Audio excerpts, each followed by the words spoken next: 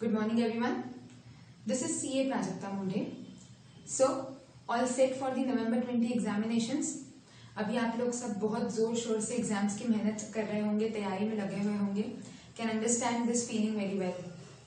So, as you all know, आज से हम लोगों की क्रैश बैच स्टार्ट हो रही है for taxation CA inter November 20 examinations, जिसमें हम पूरा सिलेबस 45 डेज में प्रॉपरली कवर करने वाले हैं along with mock test and compilers etcetera.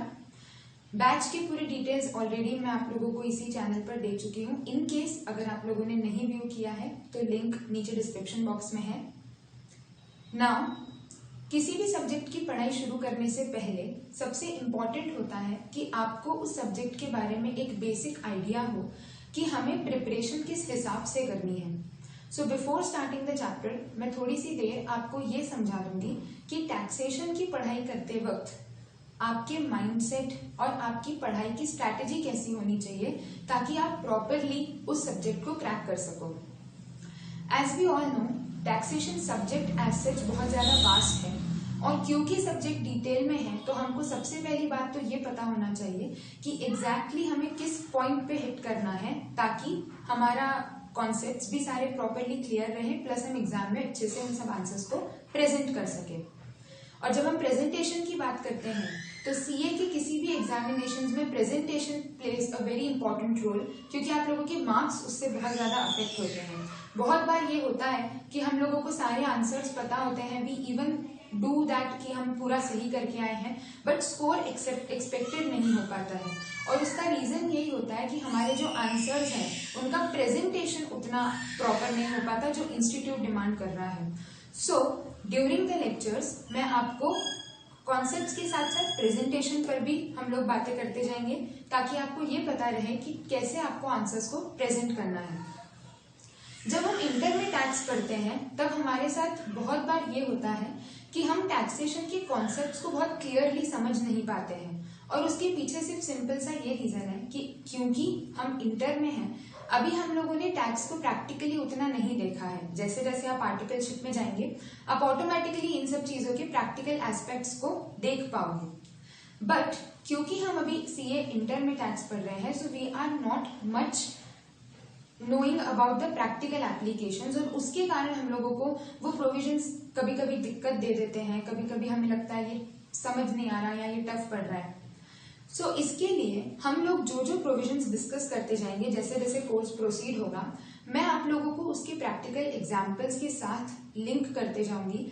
कोई प्रोविजन क्यों लाया गया, डिपार्टमेंट ने अगर ये सेक्शन इंट्रोड्यूस किया है या ये प्रोविजन इंट्रोड्यूस किया है तो क्यों इंट्रोड्यूस किया है, ये सब हम साथ साथ लिंक करते चलेंगे अलॉन्ग विथ क्वेश्चंस और कॉन्सेप्ट्स, ताकि आप लोगों को वो सेक्शंस सिर्फ याद नहीं करने पड़े, आपको समझ में आए कि इनकम टैक्स बनाने के पीछे क्या रीजन है. Income tax is a very interesting subject अगर उसको सही तरीके से पढ़ा जाए. तो हम ये सब चीजों के ऊपर ध्यान रखेंगे. और क्योंकि इंटर में आपको हर एक सब्जेक्ट एक अलग तरीके से पढ़ना होता है, वैसे ही टैक्स की प्रिपरेशन स्ट्रैटेजी पे हम बात करते रहेंगे. So now let us start with the subject introduction. In CA inter आपका पेपर 4 जो है टैक्सेशन का, यहाँ पर दोनों पार्ट्स ऑफ टैक्सेशन आपको साथ में पूछे जाएंगे, मतलब डायरेक्ट टैक्स और indirect tax. Direct tax will cover 60 marks, indirect tax will cover 40 marks, or we can say 60% of direct tax and 40% of indirect tax आपके पूरे पेपर में. डायरेक्ट टैक्स के क्वेश्चंस मोस्टली इस तरीके से बनते हैं कि आपके प्रोविजंस आपको इंटरलिंक करना आना चाहिए. मतलब हमें ये नहीं करना है कि हमने चैप्टर 1 पढ़ लिया फिर उसके प्रोविजंस वहीं छूट गए, चैप्टर 2 पढ़ा फिर अलग करके रखा. हमको chapter 1, chapter 2, chapter 3 for an example her provisions को आपस में कनेक्ट करते चलना है ताकि एग्जाम में हम आंसर्स को और प्रॉपरली प्रेजेंट कर सकें और हमें भी प्रोविजंस बहुत अच्छे से समझ में आएंगे. जो क्वेश्चंस अगर आप कभी देखोगे या हम भी जो क्वेश्चन सॉल्व करेंगे, क्वेश्चन इसी तरीके से पूछे जाते हैं कि बच्चे को सिर्फ एक टॉपिक पता हो ये नहीं होता. इंस्टीट्यूट का भी ये इंटेंशन है कि जो स्टूडेंट है उसको ओवरऑल डायरेक्ट टैक्स का नॉलेज हो कि अगर इस पॉइंट में ये दिक्कत आ रही है तो इसका किसी और एस्पेक्ट पर क्या फर्क पड़ सकता है, ये भी हमको साथ में पता होना चाहिए। So interlinking of provisions is very important which we will discuss. मैं जैसे जैसे आपको आगे बताते जाऊंगी, आपको लिखवाते जाऊंगी कि ये प्रोविजन हमने वहां पर भी पढ़ा हुआ है, तो इसको मार्क करके रखो। तो आपको क्या होगा, जब आप एग्जाम के पहले पढ़ने बैठोगे तो आपको फटाक से ये चीज पता होगी कि अच्छा इस सेक्शन की बात profits and gains from business and profession में भी हुई है, कैपिटल गेन में भी हुई है। तो जब आप एग्जाम में क्वेश्चन करोगे तो आपको वो चीज वापस से रिकॉल होगी। ठीक है, now moving on to the presentation part. तो प्रेजेंटेशन में तो हम मेहनत करेंगे इसे, कहाँ पे नोट्स देने हैं, कहाँ पर एक्सप्लेनेशन देने की जरूरत है, कहाँ पे डिटेल्ड वर्किंग देने की जरूरत है, ये सारी चीजें हम थोड़ा थोड़ा करके डिस्कस करते जाएंगे। So without wasting much of your time, let us start with the first chapter of income tax. Now before starting एक छोटा सा हम ये समझ लेते हैं कि डायरेक्ट टैक्स और इनडायरेक्ट टैक्स में हमको एग्जैक्टली क्या पढ़ना है। जैसे कि मैंने आपको पहले बताया कि हमारे सब्जेक्ट के दो पार्ट्स हैं। डायरेक्ट टैक्स वो टैक्स होता है जहां पर जो पर्सन है जिसके ऊपर टैक्स चार्ज किया जा रहा है वो अपना टैक्स बर्डन शिफ्ट नहीं कर सकता। So the difference between direct and indirect tax is that in direct tax, जो आपका डायरेक्ट टैक्स होता है, फॉर एग्जाम्पल हम इनकम टैक्स की बात करें अगर, तो आपके ऊपर अगर टैक्स लगाया गया है तो आपको ही उसके ऊपर टैक्स पे करना पड़ेगा। आपका टैक्स बर्डन आप किसी और को शिफ्ट नहीं कर सकते। So before continuing with the chapter, हमें ये क्लियर होना बहुत जरूरी है कि डायरेक्ट और इनडायरेक्ट टैक्स, जो कि दोनों ही हमारे इसी पेपर के पोर्शंस हैं, इनमें क्या डिफरेंस होता है। तो सबसे पहली बात तो हमने ये करी कि जो आपका डायरेक्ट टैक्स है उसमें आप बर्डन शिफ्ट नहीं कर सकते हो, burden can not be shifted. तो जो पर्सन इनकम कमाएगा उसी को क्या पे करना है, उसके ऊपर टैक्स पे करना है। जब हम इनडायरेक्ट टैक्स की बात करते हैं, इनडायरेक्ट टैक्स में बर्डन कैन बी शिफ्टेड।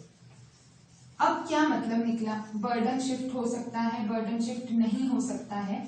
इसका बेसिक मतलब ये है कि डायरेक्ट टैक्स में जो पर्सन इनकम कमा रहा है उसी को टैक्स देना पड़ता है। मैंने सैलरी कमाई, मुझे टैक्स देना पड़ेगा। मैंने बिजनेस किया, प्रॉफिट कमाया, मुझे टैक्स देना पड़ेगा। इनडायरेक्ट टैक्स में अगर आपने ध्यान से देखा होगा, आप जब कोई सामान खरीदने जाते हो तो आपको एक बिल दिया जाता है, इनवॉइस दिया जाता है। जब भी आप किसी पर्सन से अगर आप शॉपिंग करने जाओगे, नॉर्मली छोटी दुकानों को हम छोड़ दें अगर, तो सपोज आप मॉल में गए या आप किसी भी शॉप से जब आप कोई चीज खरीदते हो तो इनवॉइस जो आपको दिया जाता है, जो बिल दिया जाता है, उसके ऊपर पहले अमाउंट लिखा होता है और अमाउंट के बाद लिखा होता है GST.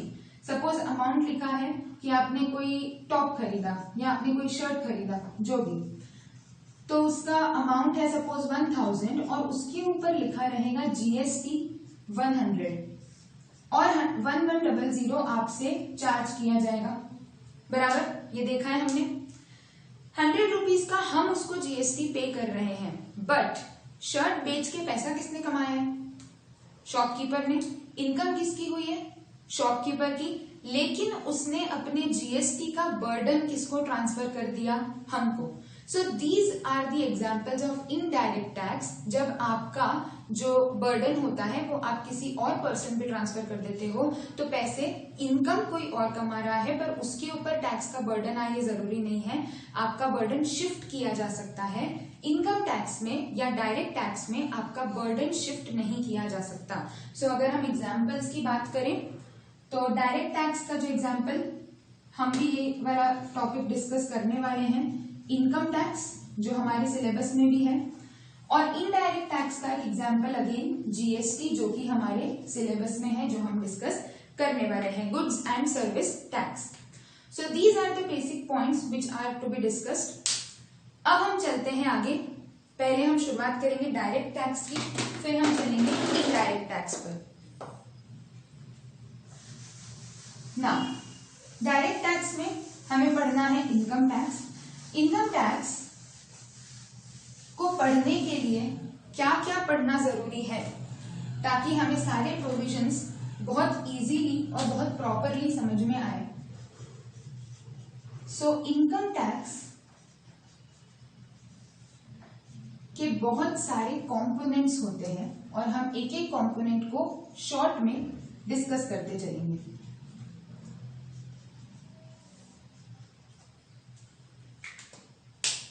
Income tax is levied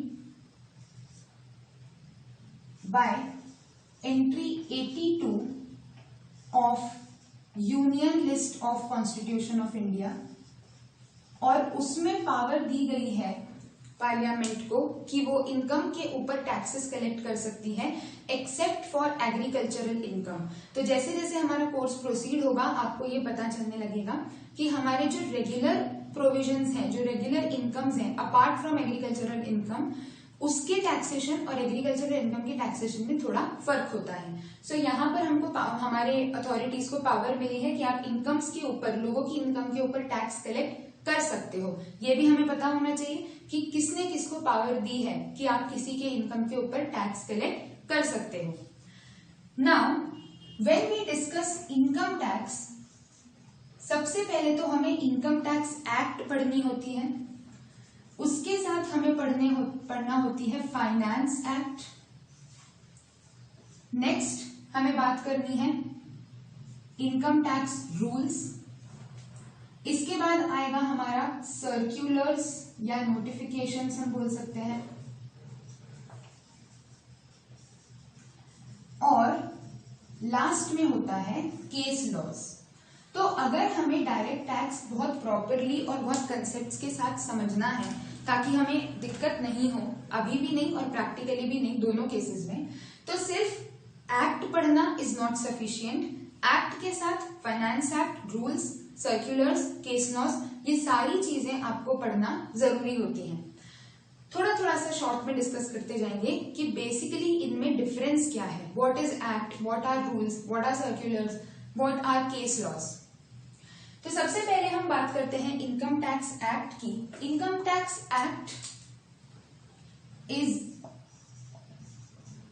income tax act 1961, और जैसे कि नॉर्मल एक्ट्स होती हैं, यहां पर भी आपको एक्ट्स में सेक्शंस रहेंगे, सेक्शंस हैं, सब सेक्शंस हैं, क्लॉजेस, सब क्लॉजेस, ये सारे पार्ट्स रहेंगे आपके एक्ट के। तो जैसे जैसे हम हमारा कोर्स आगे प्रोसीड करते जाएंगे, हमें अलग अलग सेक्शंस पढ़ने रहेंगे, सेक्शंस के सब सेक्शंस रहेंगे, क्लॉजेस रहेंगे,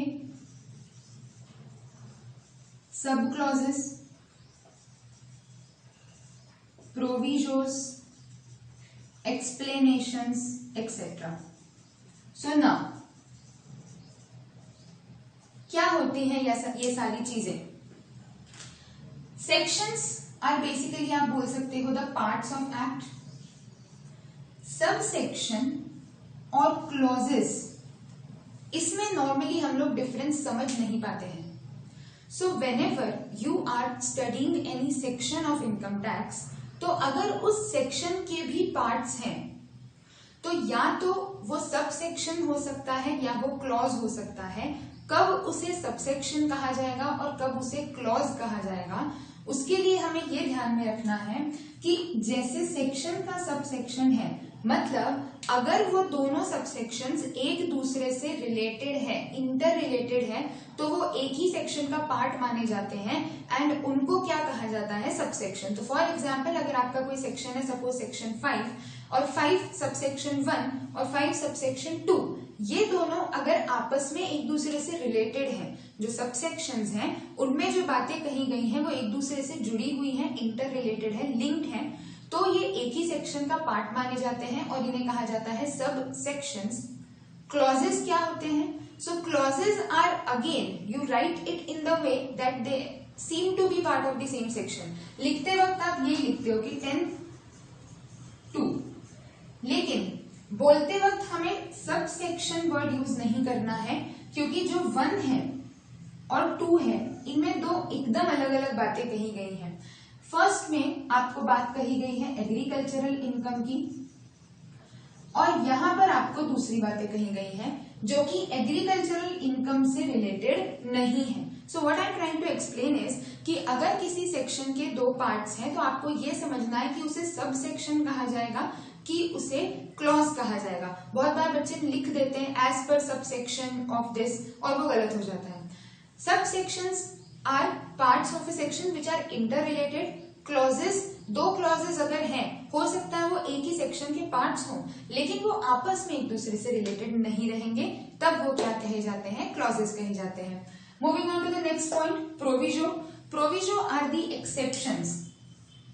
किसी भी सेक्शन से अगर किसी चीज को बाहर करना होता है तब उसे कहा जाता है प्रोविजो, कि ये पर्टिकुलर केस में ये सेक्शन अप्लाई नहीं होगा, या ये जो हमने कंडीशंस लिखी हैं ये इन केसेस में अप्लाई नहीं होगी। तो जब आप किसी चीज को बाहर करते हो किसी सेक्शन से, तब उसे क्या कहा जाएगा? प्रोविजो। और एक्सप्लेनेशन तो हमको नाम से ही समझ रहा है कि किसी पर्टिकुलर पॉइंट को या किसी चीज को अगर आपको एक्सप्लेन करना है, उस सेक्शन से रिलेटेड कोई पॉइंट अगर डिपार्टमेंट खुद होकर एक्सप्लेन करना चाह रहा है ताकि आगे चल के दिक्कत नहीं हो, कंफ्यूजन नहीं हो, तो उसे कहा जाएगा एक्सप्लेनेशंस। तो these are the parts of an act जो कि आप स्टडी करते हो।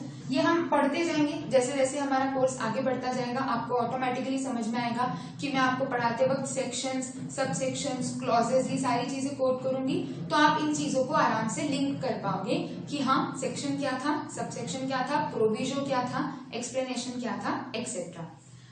Moving on to the finance act, this is a very important part. किसी भी साल में जब आप टैक्स पढ़ते हो तो finance act is a very important part two be discussed.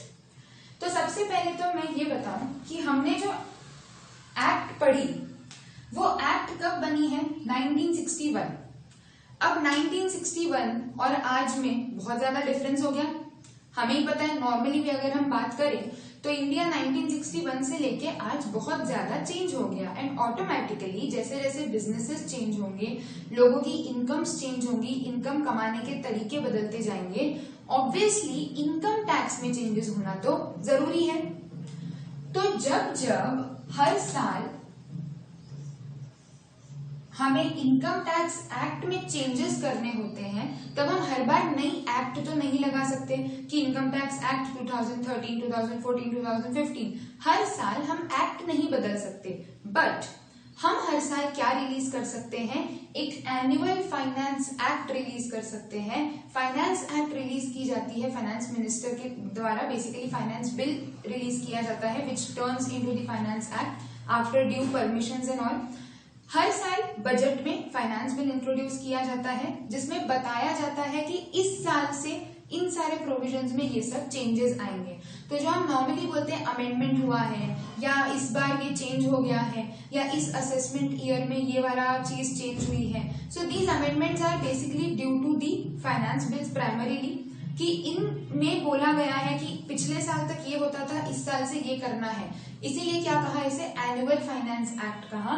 और वो फाइनेंस एक्ट के हिसाब से हम क्या करते हैं, फिर इसमें उतने उतने एडिशंस और डिलीशंस कर देते हैं। So finance act is something जिसके कारण आपकी जो एक्ट है उसमें एडिशंस और डिलीशंस करे जाते हैं। और ये कहां से आता है? फाइनेंस एक्ट आता है फाइनेंस बिल से, जो कि बजटरी स्पीच में इंट्रोड्यूस किया जाता है। नाउ फाइनेंस एक्ट पढ़ लिया हमने। रूल्स क्या होते हैं? रूल्स आर बेसिकली, आप बोल सकते हो कि सेक्शंस को कैरी आउट करने के लिए, या जो भी हमने एक्ट बनाई है to carry out those proposed provisions, rules are framed, जिसमें अलग अलग अगेन चीजें होती है। जैसे अगर आपको कहीं पे बोला गया है कि इस चीज की वैल्यू आपको कैलकुलेट करनी है, तो कोई रूल हो सकता है कि उसमें वैल्यूएशन का मेथड दिया है। तो सपोर्टिंग बोल सकते हो आप कि जो आपके सेक्शंस में बोला है उसे कैरी आउट करने के लिए आप रूल्स फ्रेम करते हो। Circulars and notifications, circulars and notifications are issued basically to clarify things, और अगर कोई डाउट्स हैं या तो असेसी को हो सकते हैं या ऑफिसर को हो सकते हैं। अगर कभी ऐसा होता है कि सेक्शन बन गया पर उसके बाद उसको प्रॉपरली इंटरप्रेट नहीं करते आ रहा है, ऑफिसर कोई और चीज बोल रहा है और असेसी कोई और चीज बोल रहा है, और डिपार्टमेंट को अगर लगता है कि हाँ जो डिस्कशन हो रहा है वो जेन्युइन है, जो एक्ट बनी है या जो सेक्शन लिखा गया है उसमें सामने वाले को कंफ्यूजन हो सकता है, तो जो पर्सन है, जो अथॉरिटीज हैं, वो सर्कुलर्स रिलीज कर सकती है, नोटिफिकेशन रिलीज कर सकती हैं कि अब आपको ये सारी चीजें जो हैं ये इसके हिसाब से डील करनी है। तो circulars are basically for clarifications. Case laws हमें इंटर लेवल पर बहुत ज्यादा डिटेल में नहीं पढ़ने होते हैं, but what are case laws? तो जब कोई पर्टिकुलर असेसी का मतलब क्या है यहाँ पर? असेसी मतलब कोई पर्सन जो कि इनकम टैक्स एक्ट में असेस हो रहा है, उसकी प्रॉपर डेफिनेशन हम पढ़ेंगे अभी। बट एनी पर्सन जिसको इनकम टैक्स एक्ट में असेस किया जा रहा है वो असेसी है, जिसके ऊपर इनकम टैक्स के प्रोविजंस लगाए जा सकते हैं।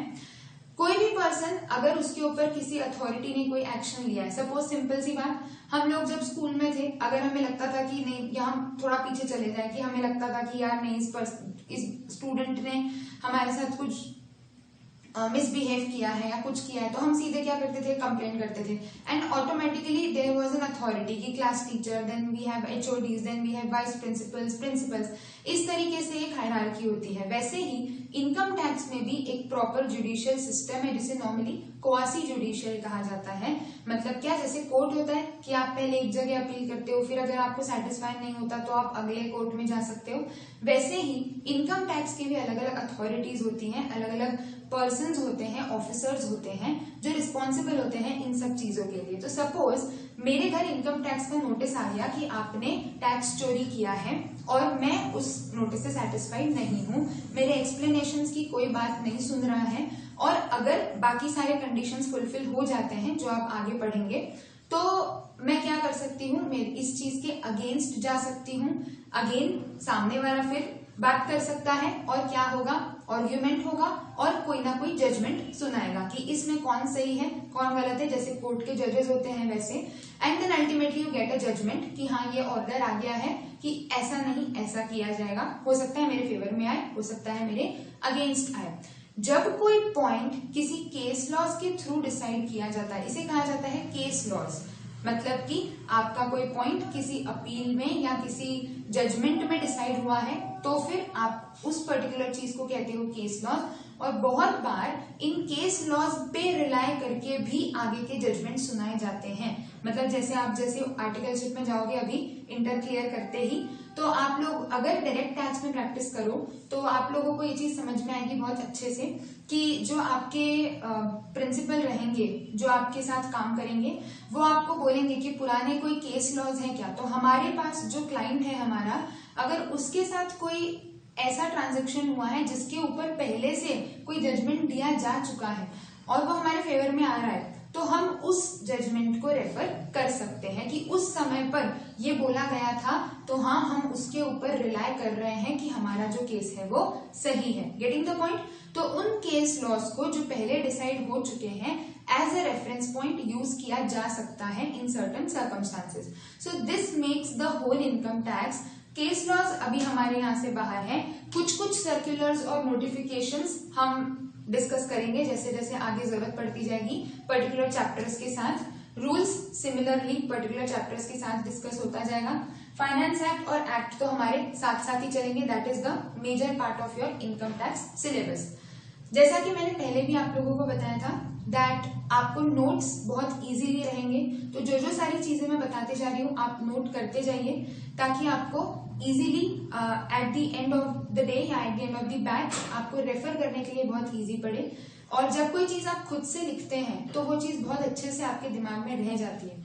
तो just right these things in short. तो अब इतने से में हमने पूरी बेसिक चीजें समझ ली हैं कि इनकम टैक्स के कंपोनेंट्स क्या क्या हैं और हमें इनकम टैक्स पढ़ने के लिए ये सारी चीजें पता होना जरूरी है। नोट कर लीजिए आप।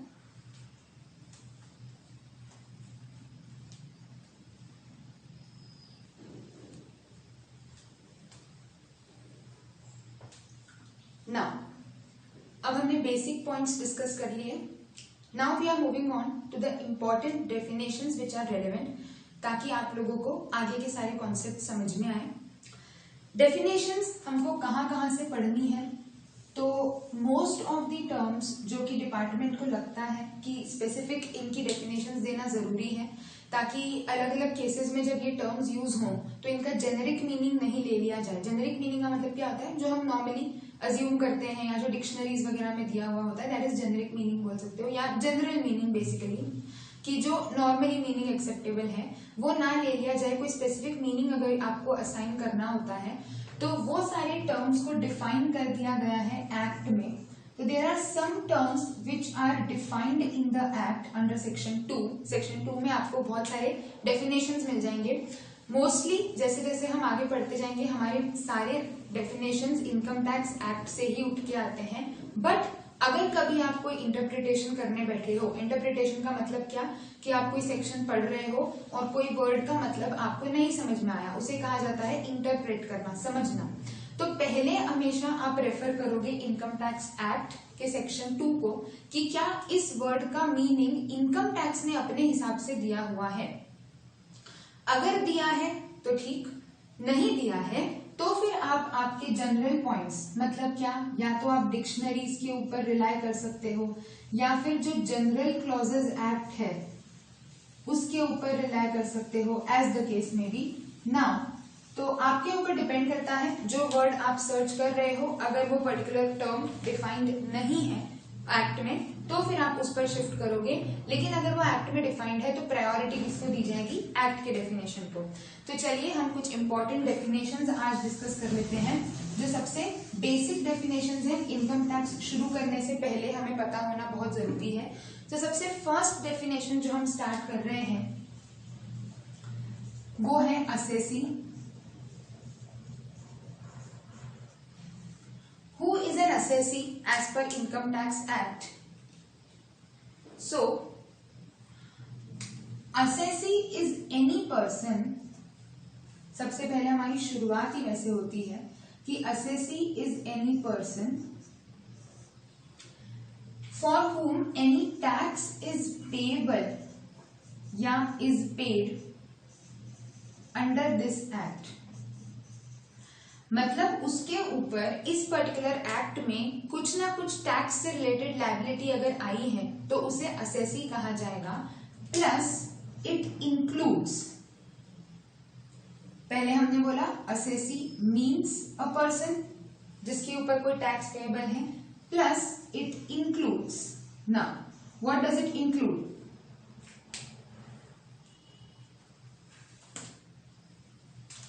एवरी पर्सन, क्या क्या इंक्लूड करता है? Every person in respect of home any proceeding is pending. कोई भी अगर आपके ऊपर, आपका टैक्स पेएबल नहीं भी है पर आपके ऊपर कोई प्रोसीडिंग चल रही है, प्रोसीडिंग मतलब कोई इनकम टैक्स के कोई केस वगैरह चल रहा है या कोई भी नोटिस इशू हुआ है, एज द केस में भी कोई प्रोसीडिंग्स चल रही है, या तो खुद के इनकम के लिए या किसी और की इनकम आपके हाथों में असेस हो रही है उसके लिए आपके ऊपर केस चल रहा है या प्रोसीडिंग चल रही है, कोई लॉस था आपका उसके लिए, कोई रिफंड था आपका, कोई पैसा आपको डिपार्टमेंट से लेना था, किसी भी केस में अगर आपके ऊपर इनकम टैक्स का कोई भी प्रोसीडिंग चल रहा है तो आपको असेसी माना जा सकता है। इसके बाद इनकम टैक्स के किसी प्रोविजन के कारण अगर आप डीम्ड असेसी हो गए हो। Now what is a deemed assessee? तो जैसे कि अलग अलग लॉज में डीमिंग प्रोविजंस होते हैं, आपने पढ़ा होगा। डीम्ड मतलब क्या? मान लेना। तो एक्चुअली तो ये केस है नहीं पर हमने मान लिया कि ऐसा होता है। सो डीम्ड असेसी हो रहे हो अगर आप किसी प्रोविजन के अंदर तो आ जाओगे, या फिर अगर किसी प्रोविजन के कारण आपके ऊपर ये सारे कंडीशंस तो फुलफिल नहीं हो रहे हैं पर आपको मान लिया गया है डीम्ड असेसी इन डिफॉल्ट। कुछ कुछ ऐसे केसेस होते हैं, कुछ कुछ ऐसी डिफॉल्ट्स होती है जो अगर आप करते हो, अगर आपको गलती करते हो तो आपको असेसी इन डिफॉल्ट कह दिया जाएगा। अब अगर आपको असेसी इन डिफॉल्ट बोल दिया है तो फिर भले ही आप इन सब में कंसिडर्ड नहीं हो तो भी डीम्ड असेसी इन डिफॉल्ट हो, उसके कारण आपको असेसी मान लिया जाएगा। तो सबसे पहली बात तो हमने ये समझी कि असेसी कौन होता है। तो असेसी इज एनी पर्सन जो कि जिसके ऊपर कोई टैक्स पेएबल है और इंक्लूड करता है एवरी पर्सन। अब मैंने यहाँ पे दो वर्ड्स लिखे, मीन्स और इंक्लूड्स, और मैंने स्पेसिफिकली उनको हमने दोनों पॉइंट्स को इसीलिए लिया है ताकि हम इन दोनों टर्म्स को पहले अच्छे से समझ सकें। डेफिनेशंस कैन बी इंक्लूसिव और एग्जॉस्टिव। इंक्लूसिव डेफिनेशंस वो होती है जो कि सिर्फ जितने पॉइंट्स लिखे हैं उनको कवर नहीं करती है, उसके अलावा भी अगर डिपार्टमेंट को लगता है कि हाँ इसमें और कोई चीजें जोड़ी जा सकती हैं तो उन पॉइंट्स को इसमें ऐड करा जा सकता है। So any definition which starts with it includes, तो इंक्लूड्स का मतलब होता है कि ये तो है ही सही पर इसके अलावा भी कोई और चीजें इसमें जोड़ी जा सकती हैं। तो this is a tip which is to be kept in mind. आप चाहे तो कहीं पे नोट करके रख लीजिए, मैं आपको हर थोड़े थोड़े टाइम पर ऐसे स्मॉल पॉइंट्स बताते जाऊंगी। आप चाहो तो एक अलग से आपका नोटबुक या कोई पेज आप लिख सकते हो या पेज पर आप नोट कर सकते हो। ये ऐसे पॉइंट्स हैं जो हमको हर चैप्टर में ध्यान रखते जाने। आप अभी ध्यान रखते जाओगे तो आपको एग्जाम में दिक्कत नहीं आएगी और आपको जब आप चैप्टर्स रिवाइज करोगे तब दिक्कत नहीं आएगी। किसी भी डेफिनेशन को पढ़ते वक्त ध्यान रखना है कि वो मीन्स से शुरू किया जा रहा है कि इंक्लूड से शुरू किया जा रहा है। जब हम समझेंगे तो मैं हर बार आपको वो वापस मार्क करवाऊंगी कि देखो यहाँ पर इंक्लूड्स लिखा है, यहाँ पर मीन्स लिखा है, बट फिर भी आपको ये चीज ध्यान रखनी है। इसके लिए हम एक पॉइंट नोट करते जाएं। ऐसी चीजें आप कहीं अलग से लिखते जाओ जो आपको at a point of time exam में आपको स्ट्राइक होना चाहिए। तो जैसे जैसे हम क्वेश्चंस पे चलेंगे तभी भी मैं आपको बताते जाऊंगी कि जब जब आप क्वेश्चंस पढ़ते हो तब आपको क्या क्या पॉइंट्स ध्यान में रखने हैं। तो ऐसी जो सारी इंपॉर्टेंट पॉइंट्स हैं, चाहो तो आपकी कॉपी के ऊपर आप लिख लो या कहीं पर भी ऐसी जगह जो आपको एकदम से ध्यान जानी चाहिए कि हाँ ये हमको एग्जाम में ध्यान रखना है। सो दीज आर सम की पॉइंट्स आप बोल सकते हो या पॉइंट्स टू रिमेम्बर जो आपको एग्जाम के बिल्कुल उस टाइम पर एक बार गो थ्रू करके जाना है। तो डेफिनेशन हमको पता होनी चाहिए कि क्या ये इंक्लूसिव है या एग्जॉस्टिव डेफिनेशन है। अब हम आते हैं अगले डेफिनेशन के ऊपर। तो असेसी की हमने बात करी, अब हम बात करेंगे असेसमेंट के बारे में। तो assessment is basically the procedure जिसके थ्रू इनकम टैक्स अधिकारी आपकी इनकम कैलकुलेट करता है या आप खुद की इनकम कैलकुलेट करते हो। असेसमेंट अलग अलग तरीके के हो सकते हैं, वो आपका फाइनल का पोर्शन है कि कौन से तरीके से असेसमेंट किया जा सकता है। But assessment is basically the procedure जिसके थ्रू किसी असेसी की इनकम को कैलकुलेट किया जा सकता है या उसका टैक्स अमाउंट कैलकुलेट किया जा सकता है। आगे चलते हैं। असेसमेंट के बाद पर्सन की डेफिनेशन बहुत इंपॉर्टेंट है। नाउ सबसे पहले हमने असेसी में बोला मीन्स अ पर्सन। पर्सन को मैंने अंडरलाइन यहां पर किया है क्योंकि पर्सन अपने आप में एक इंपॉर्टेंट डेफिनेशन है। इनफैक्ट बहुत बार आपको सीधे से क्वेश्चन आ जाता है कि what do you mean by person या what is the definition of person, और हम बहुत बेसिक सी डेफिनेशन में कभी कभी कंफ्यूज हो जाते हैं। तो अब पर्सन क्या है? पर्सन वो है जिसको इनकम टैक्स में ये बोल दिया गया है कि आप सब लोग इनकम टैक्स के परव्यू में आ चुके हो। तो पर्सन सिर्फ डिक्शनरी मीनिंग वाला पर्सन नहीं उठाना है, हमको हमारे हिसाब से पर्सन की डेफिनेशन लेनी है कि इन सब लोगों को पर्सन माना गया है और इन सब लोगों के ऊपर अगर कभी कोई इनकम हुई तो हम उसके ऊपर टैक्स लगाने का राइट रखते हैं। तो क्या बनाई है डेफिनेशन? सो पर्सन में क्या क्या है? सबसे पहला आपका जो पर्सन हो सकता है वो है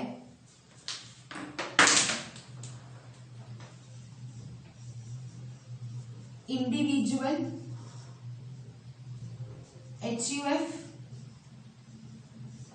कंपनी, फर्म,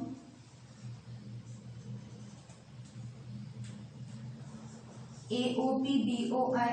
अगेन इसके ऊपर हम बात करते चलेंगे कि क्या क्या होता है AOP, BOI। लोकल अथॉरिटी,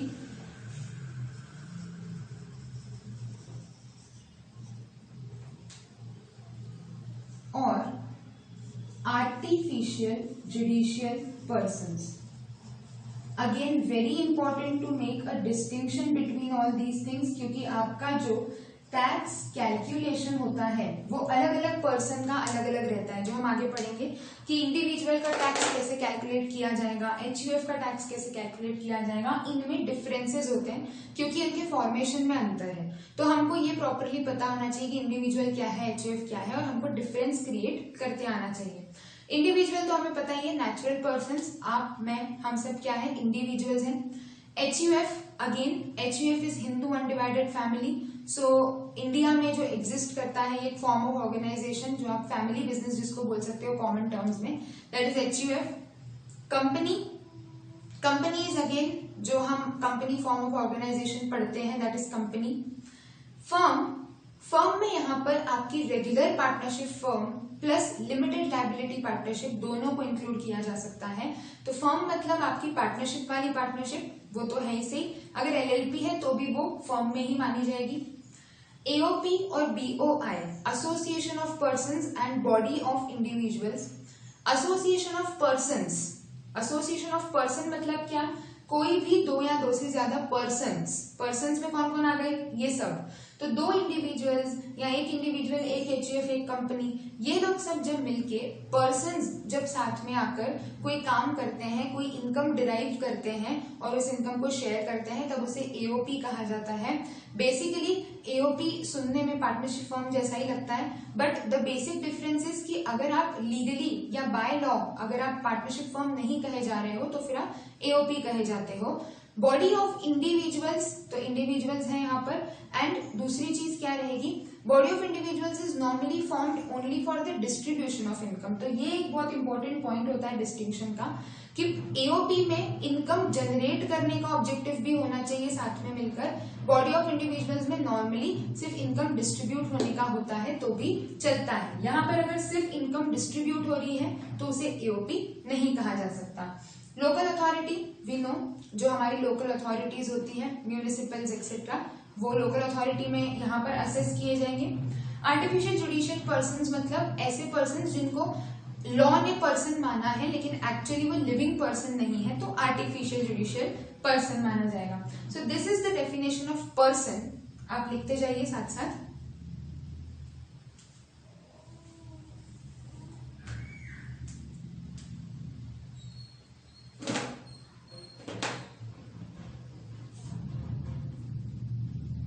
चलिए अब आगे चलते हैं। दो और इंपॉर्टेंट डेफिनेशंस हम आज कवर करेंगे। एक है हमारी इनकम और दूसरी है assessment year and previous year. So जब तक आपने जो पैसा कमाया है वो इनकम की डेफिनेशन में नहीं आ सकता, तब तक उस पर इनकम टैक्स कलेक्ट नहीं किया जा सकता। तो अगर आप इनकम टैक्स पढ़ रहे हो तो आपकी जो भी इनकम है वो इनकम की डेफिनेशन में आना जरूरी है। अगर नहीं आई तो उसके ऊपर इनकम टैक्स कैसे चार्ज करेगा डिपार्टमेंट। सो यहाँ पर हमें ये पढ़ना है कि कौन सी इनकम्स को इनकम के डेफिनेशन में इंक्लूड किया गया है। So again the income starts with a word includes. मतलब क्या कि जो लिस्ट दी गई है वो लिस्ट कंप्लीट लिस्ट नहीं है, उसके अलावा भी अगर कोई चीजें लगती हैं कि हाँ ये चीजें भी इनकम मानी जा सकती हैं तो उसको जोड़ा जा सकता है। सो ऑब्वियसली डिपार्टमेंट अपना एरिया बढ़ा के चलेगा। इनकम की डेफिनेशन अगर रेस्ट्रिक्ट कर दी तो बहुत ज्यादा टैक्स तो आपका यूं ही चला जाएगा। दूसरी चीज, इनकम ऐसी चीज है कि लोग इतने अलग अलग सोर्सेज से इनकम कमा सकते हैं कि आप कितनी चीजें लिखोगे। अगर आप लिस्ट बनाने बैठे तो आप हर किसी की हर इनकम कवर नहीं कर सकते हो। तो उन्होंने बोला इंक्लूड्स ये सारी चीजें। तो आपकी income is an inclusive definition. Mostly जो आपकी इनकम होती है वो आपकी रेवेन्यू नेचर की इनकम पे ही टैक्स लिया जाता है। जैसे आपने बिजनेस किया, उससे आपको प्रॉफिट हुआ, फिर उसके बाद आप सैलरी कमा रहे हो। अगर आप जॉब पर हो और आपका एम्प्लॉयर आपको सैलरी के साथ कुछ और बेनिफिट्स दे रहा है, ये सब आपकी इनकम में आ जाता है। सो बेसिकली आपको कहीं से इंटरेस्ट मिल रहा है, आपने FD करी है, उस पर आपको इंटरेस्ट मिल रहा है। All these are the parts of income, these are included in the definition of income. But there are certain exceptions जहां पर कैपिटल आइटम्स को भी इनकम में इंक्लूड किया जाता है। तो जैसे एक एग्जांपल अगर हम बात करें, खैर इनकम बहुत ब्रॉड कॉन्सेप्ट है तो हम जैसे जैसे हेड्स पढ़ेंगे हमको ऑटोमेटिकली समझ में आता जाएगा। बट इनकम में कभी कभी हो सकता है कि वन टाइम इनकम्स या कैपिटल इनकम्स को भी कवर किया जाए। जैसे कि अगर आप कोई घर बेचते हो, आपका घर है, आपने बेचा, उस पर अगर आपको प्रॉफिट हुआ तो ये आपकी वन टाइम इनकम है। हम रेगुलरली घर बेचने का काम नहीं कर रहे हैं तो भी इसको इनकम में इंक्लूड किया जाएगा।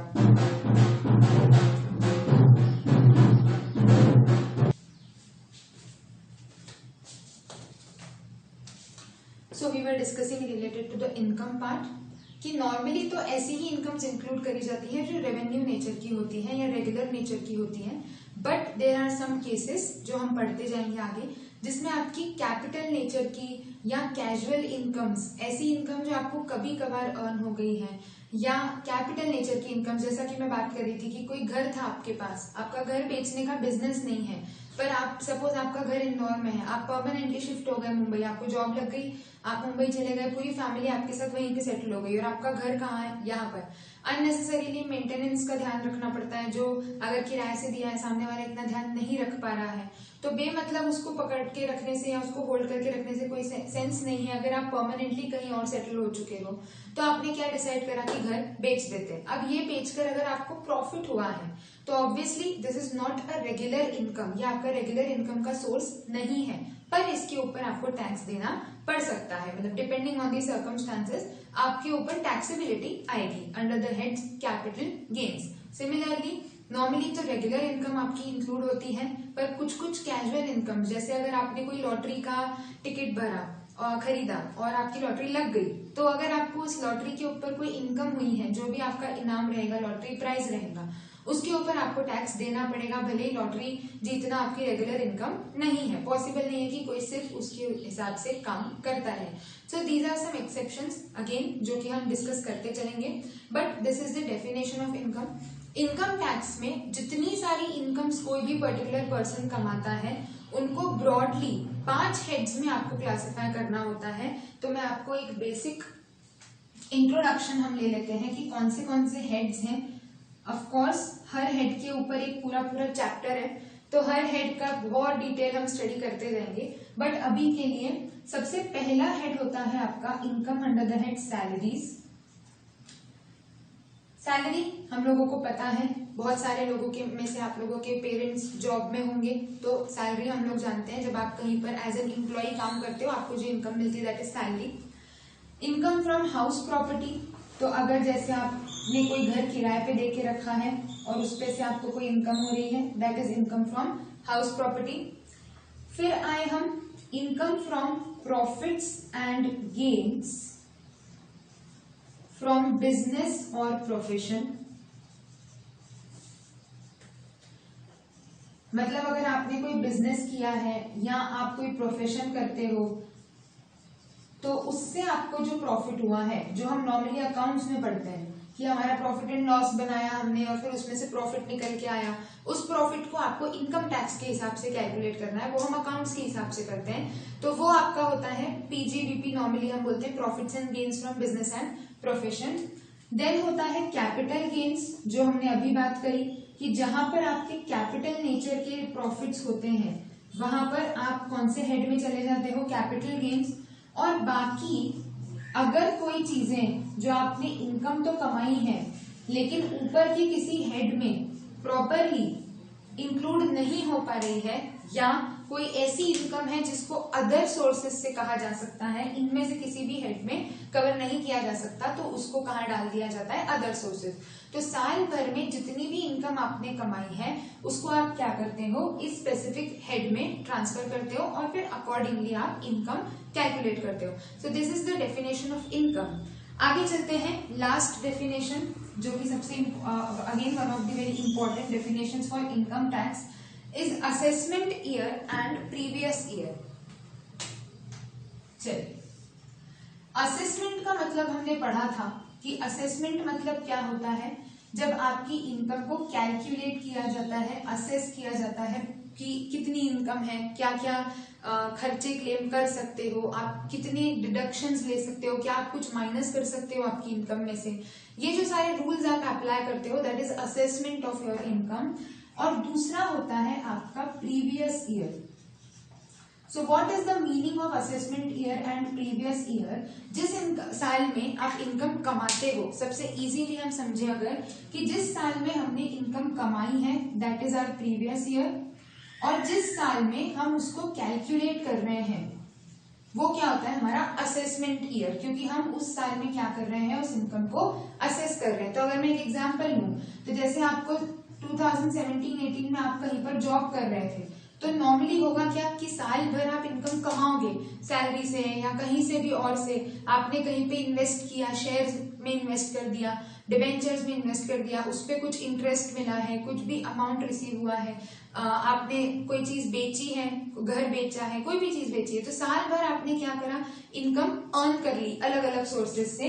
ये है आपका प्रीवियस ईयर। और अब अगले साल आप क्या करोगे, बैठकर इसको कैलकुलेट करोगे कि हाँ पिछले साल मैंने कहाँ कहाँ से पैसा कमाया है, कहाँ कहाँ पर मैंने क्या क्या खर्चे करे हैं, ये सारी चीजें। तो अब मार्च खत्म होते ही, मतलब 31 मार्च के बाद जो आपका नेक्स्ट ईयर रहेगा that will be your assessment year. तो जिस साल आप असेस करते हो, असेसमेंट ईयर हमेशा 12 मंथ्स का ही रहेगा, बट प्रीवियस ईयर 12 महीने या उससे छोटा हो सकता है डिपेंडिंग ऑन द केस। जैसे कि अगर आपने कोई बिजनेस साल के बीच में शुरू किया, मान ले कि अगर हमने दिसंबर से बिजनेस स्टार्ट किया तो दिसंबर, जनवरी, फरवरी, मार्च 4 महीने में प्रीवियस ईयर खत्म हो गया, असेसमेंट ईयर वापस से अप्रैल टू मार्च चलता रहेगा।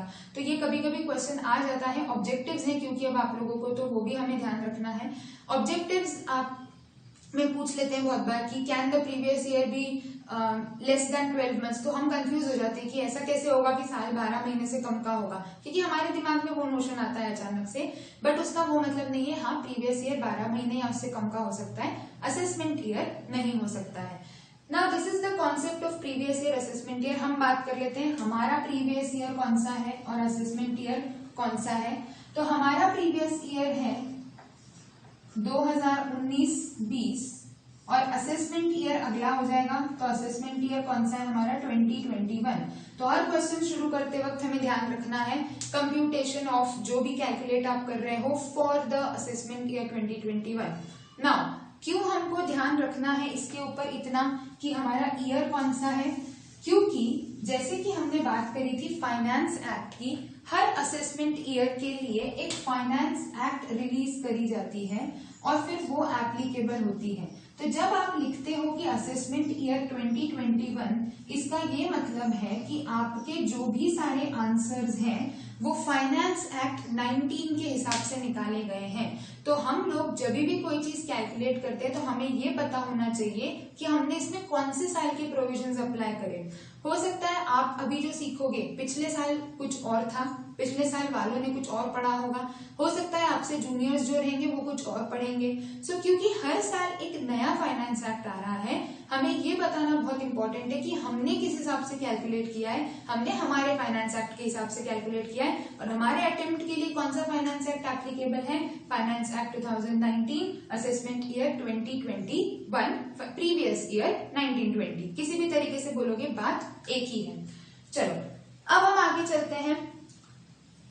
कुछ केसेस जहां पर इनकम प्रीवियस ईयर और असेसमेंट ईयर वाले लॉजिक से कैलकुलेट नहीं करी जाएगी। तो जैसा कि हम सब जानते हैं, where there is a general law there are always exceptions to the general law. तो जनरल लॉ ये बोलता है कि प्रीवियस ईयर में कमाओ, असेसमेंट ईयर में असेस करके टैक्स पे करो कि हाँ हमने पिछले साल ये सारी इनकम कमाई है। अब हम लोग ऐसे कुछ कुछ कंडीशंस डिस्कस कर रहे हैं जिसमें ये जनरल लॉ एक्सेप्टेबल नहीं है। तो देयर आर 2 केसेस, दोनों एक दूसरे से अलग हैं, उनके ऊपर हमें बात करनी है। पहले हम बात कर रहे हैं प्रीवियस ईयर, या हम बोल सकते हैं टैक्सेबल ईयर या assessment year in case of undisclosed sources of income. Undisclosed sources का क्या मतलब होता है कि अगर कभी डिपार्टमेंट को आपके ऐसे इनकम के बारे में पता चल जाता है जो आपने डिपार्टमेंट से छुपा के रखी थी, मतलब आपने इनकम तो कमाई लेकिन डिपार्टमेंट को नहीं बताया, सो इन शॉर्ट टैक्स की चोरी करी। हमने इनकम कमाई पर अगर हमने नहीं बताया तो क्या होगा, हमारी इनकम कम रहेगी, डिपार्टमेंट को तो नहीं पता है, ऑब्वियसली हमारा टैक्स कम आएगा। क्योंकि हमने गलती करी है तो सजा भी हमें भुगतनी रहेगी। तो आपके जो नॉर्मल टैक्सेशन के रेट्स होते हैं जो हम आगे पढ़ेंगे, उनसे बहुत ज्यादा हायर रेट्स पर ऐसे केसेस में टैक्स लिया जाता है, क्योंकि आपने गलत काम किया है तो आपको हम एक तरीके से पनिशमेंट दे रहे हैं। तो सबसे पहले हम बात करेंगे कि कौन से ईयर में आपको टैक्सेबल करना है ये इनकम्स जो कि अभी तक क्या थी, अनडिस्क्लोज्ड सोर्सेज में थी। सो अनडिस्क्लोज्ड सोर्सेज के ऊपर टैक्स तब कलेक्ट किया जाता है in the year in which they are detected. जब डिपार्टमेंट को पता चल गया तब आपके ऊपर टैक्स लगा दिया जाएगा। ये नहीं बोल सकते आप कि सर ये इस साल की इनकम नहीं है, ये तो पिछले साल की इनकम है, पिछले साल तो आपने कुछ नहीं बोला, कुछ नहीं सुनेंगे। आज पता चल गया, आज इसके ऊपर आपको टैक्स देना पड़ेगा। तो कौन से हेड्स होते हैं अनडिस्क्लोज्ड सोर्सेज ऑफ इनकम में, वो हमको डिस्कस करने हैं।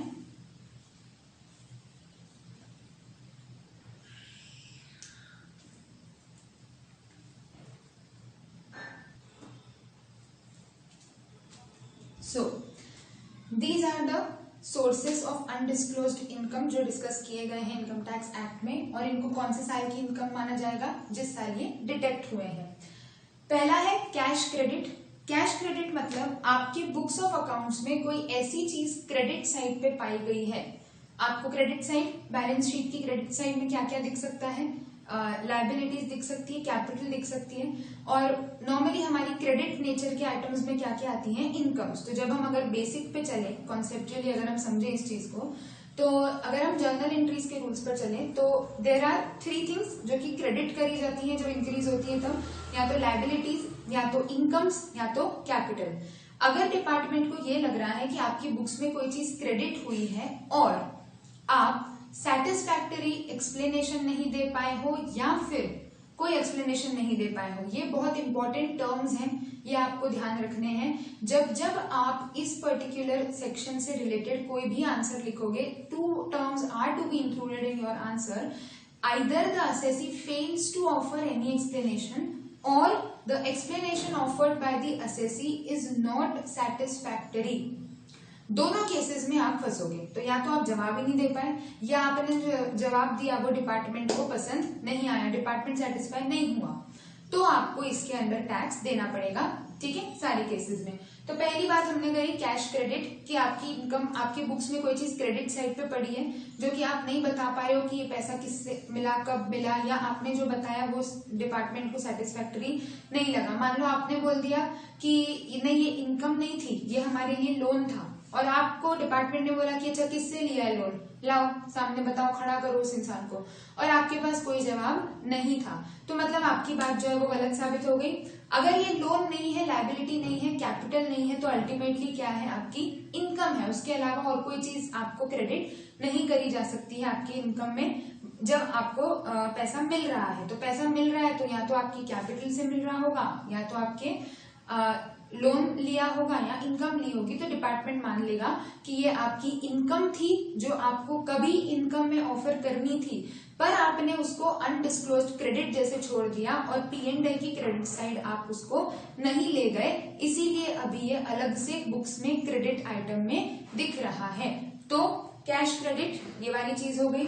Unexplained investments. अनएक्सप्लेन्ड इन्वेस्टमेंट्स मतलब आपने कहीं पे पैसा इन्वेस्ट करके रखा है, और जब आपसे सवाल किया गया तो आप उस चीज को एक्सप्लेन नहीं कर पाए। मतलब मान लो कि किसी असेसी के 10 लाख रुपए के शेयर्स हैं किसी कंपनी के पास, ठीक है।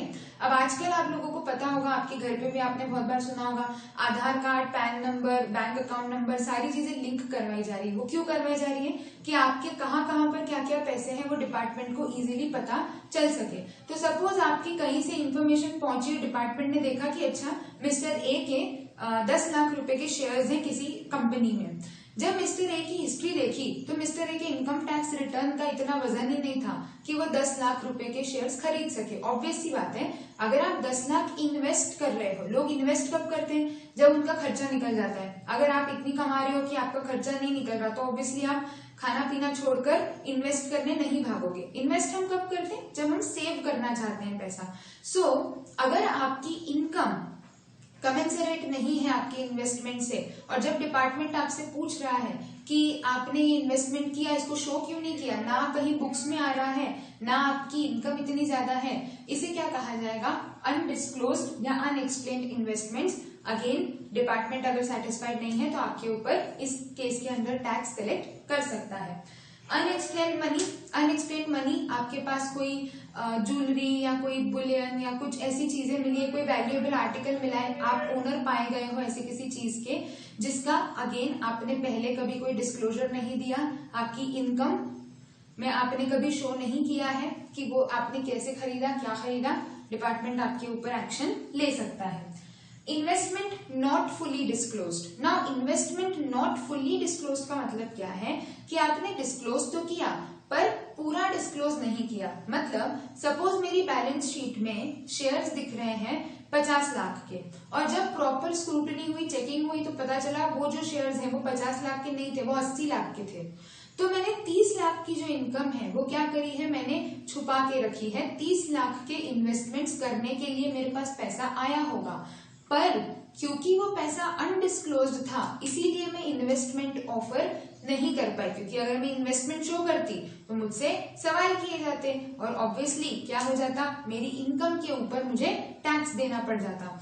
तो इन्वेस्टमेंट्स नॉट फुली डिस्क्लोज मतलब ऐसे इन्वेस्टमेंट जो आपने डिस्क्लोज तो करें पर पूरी तरीके से उनको आपने डिस्क्लोज नहीं किया, तो जितना अनडिस्क्लोज है उसको वापस यहाँ पर इनकम माना जा सकता है। Unexplained expenditure. नाउ आपको पैसा सेव करने के लिए भी इनकम चाहिए और आपको पैसा खर्च करने के लिए भी इनकम चाहिए। अगर आपके पास इनकम नहीं है तो ना आप खर्चा कर सकते हो ना आप सेविंग कर सकते हो। ऑब्वियस सी बात है, हम पैसे का यही करते हैं, या तो हम बचा के रखते हैं या तो हम खर्च कर देते हैं। अनएक्सप्लेन्ड एक्सपेंडिचर मतलब कि डिपार्टमेंट क्या करता है, इन सब चीजों पे ध्यान रखता है। मतलब आप लोग कभी अगर आगे पीछे जब आप बजट सुनोगे, जैसे जैसे आप आर्टिकलशिप और ये सब स्टार्ट करेंगे, या अभी अगर आप लोग सुनते हो कभी, तो एक साल में, I don't exactly remember the year, but जब स्पीच हो रही थी, बजट स्पीच हो रही थी, तब ये बोला गया था कि जितने लोग इनकम टैक्स रिटर्न फाइल कर रहे हैं इंडिया में, और जितने लोग इंडिया में इनकम शो कर रहे हैं, अपनी इनकम डिस्क्लोज कर रहे हैं, उसके कंपैरिजन में जितने लोग फॉरेन टूर्स कर रहे हैं वो बहुत ज्यादा डिफरेंट है। मतलब डिपार्टमेंट ने क्या सोचा कि अगर इंसान इंडिया के बाहर घूमने जा रहा है, ऑब्वियसली सबको पता है फॉरेन टूर के लिए हमें एक कंसिडरेबल अमाउंट की जरूरत होती है। अगर यहाँ के लोग इंडिया के बाहर घूमने जा सकते हैं मतलब लोगों के पास तो अमाउंट है, पैसा है, लेकिन जब हम इनकम टैक्स रिटर्न देख रहे हैं उनके, तो ऐसा कोई इंफॉर्मेशन हमको नहीं मिल रही है कि हाँ हमारे पास इतना पैसा है जो हमने क्या किया है, खर्च किया है। सो बेसिकली अगर आप कोई एक्सपेंडिचर करते हो, सपोज किसी पर्सन ने बहुत धूमधाम से शादी करी अपने किसी रिलेटिव की, बेटी बेटा जो भी हो सकता है, और जब डिपार्टमेंट आपके पास पहुंचा कि इतना खर्च करने के लिए पैसा कहाँ से आया, आपके रिटर्न्स में ऐसी कोई चीज दिख नहीं रही है, you are unable to offer any explanation, या आपका एक्सप्लेनेशन सेटिस्फैक्टरी नहीं था, तो आपको वापस इस केस में टैक्सेबल कर दिया जाएगा। सो बहुत बार ये दिक्कतें हो जाती हैं, आप खर्च कर देते हो पर आप ये नहीं सोचते हो कि अरे इनकम टैक्स में ऑफर नहीं करा है तो डिपार्टमेंट पूछ सकता है। तो आजकल बहुत सारी जगहों पर आपके आधार, पैन नंबर, सारी चीजें लिंक हो रही हैं, जिससे आपकी इंफॉर्मेशन ओवरऑल डिपार्टमेंट जो है वो ट्रेस कर सकता है। लास्ट, अमाउंट बोरोड और रीपेड ऑन हुंडी। अगर कोई अमाउंट बोरो किया है, रीपे किया है ऑन हुंडी, तो अगर आप उसको अदर देन अकाउंट पे ही चेक करते हो, अकाउंट पे ही चेक के अलावा किसी और तरीके से रीपे करते हो, अगर यहाँ बोरो करते हो, तो उसके ऊपर वापस अनडिस्क्लोज्ड इनकम के अंडर टैक्स कलेक्ट किया जा सकता है। So these are the cases जहां पर वैसे तो ये कॉन्सेप्ट होता है, पर यहाँ पर आप इस चीज को डिसरिगार्ड कर रहे हो कि आपने ये इनकम एक्चुअली कब कमाई थी। डिपार्टमेंट बोलेगा कि हमने तो जब डिटेक्ट करी उसी साल में हम इसको कंसिडर कर लेंगे। नोट कर लीजिए आप।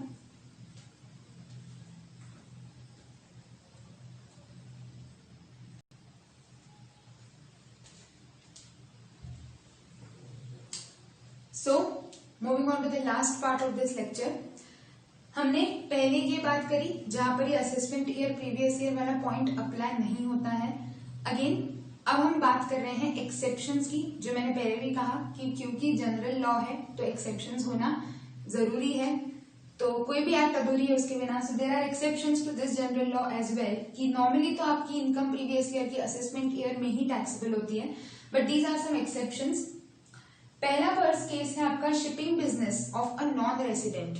अब रेसिडेंट और नॉन रेसिडेंट कौन होता है उसके अलग अलग रूल्स हैं, बट अगर हम इन जनरल बात करें तो जो नॉर्मली इंडिया में ही रहता है और इंडिया में ही पैसा कमाता है उसे रेसिडेंट कहा जा सकता है, और जो नॉर्मली इंडिया में नहीं है, इंडिया का नॉर्मल पर्सन नहीं है, नॉर्मली यहाँ बिजनेस नहीं करता है, यहाँ स्टे नहीं करता है नॉर्मली, उसे नॉन रेसिडेंट कहा जाता है। ऑफकोर्स इसके बहुत सारे कंडीशंस हैं जो हम आगे डिस्कस करेंगे, जो हमारा चैप्टर है पूरा रेसिडेंशियल स्टेटस, बट अभी के लिए एक बेसिक हम ये समझ लें कि रेसिडेंट कि कंडीशंस ही वैसे हैं। ऐसा पर्सन जो नॉर्मली इंडिया में ही रहता है, यहीं पे पैसे कमाता है, वो रेसिडेंट, बाकी नॉन रेसिडेंट हो सकता है। अगर उसका शिपिंग बिजनेस है तो होता क्या है, वो नॉन रेसिडेंट है। अब वो इंडिया से जा रहा है, ठीक है, वापस आएगा कि नहीं इसकी कोई गारंटी नहीं है, क्योंकि इंडिया में वो नॉर्मली रहता नहीं है, उसका नॉर्मली यहाँ बिजनेस हो जरूरी नहीं है। तो जब वो इंडिया से जा रहा होता है तभी उससे क्या करवा लिया जाता है, जितनी इनकम उसने कमाई है उस पर टैक्स कलेक्ट करवा लिया जाता है। तो क्योंकि आप वैसे तो नॉर्मली अगले साल आपके ऊपर लायबिलिटी आएगी, लेकिन अब अगले साल इस पर्सन को कहाँ ढूंढेंगे, नॉन रेसिडेंट है, शिपिंग बिजनेस है, तो अभी कहीं और किसी पोर्ट पे होगा, कहीं से गुड्स लेना ले जाने का काम कर रहा होगा, अननेसेसरी डिपार्टमेंट का टाइम और पैसा बर्बाद होगा। तो अभी क्या कर लो, पैसे लेके अभी का असेसमेंट अभी करके खत्म करो, अगले साल तक टाल के कोई मतलब नहीं निकलेगा। तो ये बहुत सारे केसेस हैं जहां पर आप अगले साल पे डिफर नहीं करते हो, क्योंकि डिपार्टमेंट को ये लग रहा है कि हो सकता है डिफर करने से डिपार्टमेंट का नुकसान हो जाए। Next, persons leaving India. वैसे ही जैसे शिपिंग वाले की बात थी, सपोज मेरी जॉब लग गई है यूएस में और मैं जाना चाह रही हूँ, और सिचुएशंस कुछ ऐसी है कि डिपार्टमेंट को लग रहा है कि पर्सन वापस नहीं आने वाला है, कि वहां पर जाने के बाद मैंने मेरे यहाँ का प्रॉपर्टी वगैरह मैंने बेचने के बारे में डिसाइड कर लिया है, डिपार्टमेंट को ऐसा पता चला है सोर्सेज से कि मेरी फैमिली भी मेरे साथ शिफ्ट हो रही है, तो उनको ये डाउट है कि आज तो चली जाएगी, अब कब वापस आएगी पता नहीं है। तो जितने टाइम इंडिया में थी, मतलब मान लो अगर मेरा साल शुरू होता है अप्रैल में जून जुलाई 28 को मैं जा रही हूँ फॉर एग्जाम्पल, तो अप्रैल से लेके 28 जुलाई तक कुछ ना कुछ तो कमाया होगा, जितना कमाया होगा उस पे टैक्स देके खत्म करते हैं। तुम वापस आओ, फिर हम तुमको नोटिस भेजे, फिर तुम रिटर्न फाइल करो, इतना सारा हम वेट नहीं करें अगर हमें लग रहा है कि इसके कारण हमारा नुकसान हो सकता है। तो यहाँ पर अगेन अगर आप लीव कर रहे हो with no intention to return back, department को लग रहा है कि वापस नहीं आएगा पर्सन, तो कलेक्ट कर सकता है। AOPBOI form for particular purpose, अगर कोई एसोसिएशन ऑफ पर्संस फॉर्म हुई थी और वो किसी एक पर्पस के लिए फॉर्म हुई थी और फिर वो पर्पस अब खत्म हो रहा है इस साल के बीच में कभी तो, और वो पर्पस खत्म हो रहा है तो ऑब्वियसली अब सब लोग अलग अलग अपने अपने काम में बिजी हो जाएंगे, अपने अपने काम में लग जाएंगे। क्योंकि एसोसिएशन ऑफ पर्संस को लीगली फर्म नहीं माना जाता है, तो बाद में ट्रेस करने में दिक्कत आ सकती है कि कौन भरेगा, किस टैक्स किससे वसूलेंगे, किससे ले पाएंगे। तो वापस डिपार्टमेंट क्या कर सकता है, उसी पर्टिकुलर पॉइंट पर उसी पर्टिकुलर साल में उसी साल की इनकम पे टैक्स ले सकता है, अगले साल तक रुकने की जरूरत नहीं है। Persons likely to transfer property to avoid tax, department को लग रहा है कि मैं कोई प्रॉपर्टी ऐसे किसी सर्कमस्टांसेस में बेचने वाली हूँ कि अगले साल इसके ऊपर टैक्सेबिलिटी से मैं बाहर हो जाऊंगी यूजिंग इलीगल मीन्स। ओके, अगर ये लीगली है तो बात अलग है, बट मैं कुछ गलत तरीके से कर रही हूँ टू अवॉइड टैक्स।